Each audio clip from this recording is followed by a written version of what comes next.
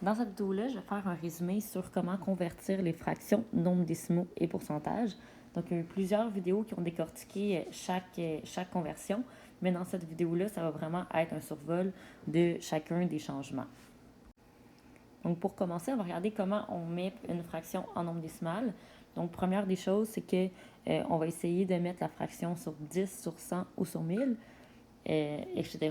Et ensuite de ça, on va simplement lire la fraction. Donc, 2 dixièmes, je l'ai sur 10, donc 2 dixièmes en nombre décimal, ben 2 dixièmes, c'est 0,2.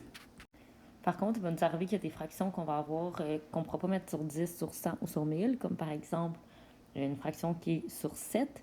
Donc, dans ce cas-là, il va falloir diviser le numérateur par le dénominateur. Et à tout coup, on va obtenir un nombre décimal.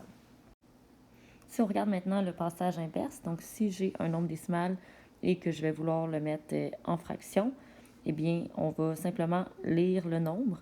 Donc, 0,25, c'est 25 centièmes et on va mettre 25 sur 100 et réduire. Le seul cas spécial qu'on va avoir, ça va être les neuvièmes. Donc, les neuvièmes, on va se souvenir que quand on l'a en nombre décimal, le neuvième, mais si j'ai 0,2 périodique, on a tout le temps le même chiffre qui se répète, ben, le 2 s'en irait ici comme numérateur d'une fraction qui est sur 9. Donc, ici, c'est vraiment un cas qu'il faut apprendre par cœur. C'est le seul nombre décimal avec une période qui est différente de 0 qu'on va devoir mettre en fraction. Si on veut mettre un nombre décimal en pourcentage, mais ce qu'on va devoir faire, c'est de faire fois 100. Et si on veut mettre un pourcentage en nombre décimal, il va falloir diviser par 100. Si on regarde maintenant fraction et pourcentage, donc la façon la plus simple, quand on peut, c'est de mettre la fraction sur 100.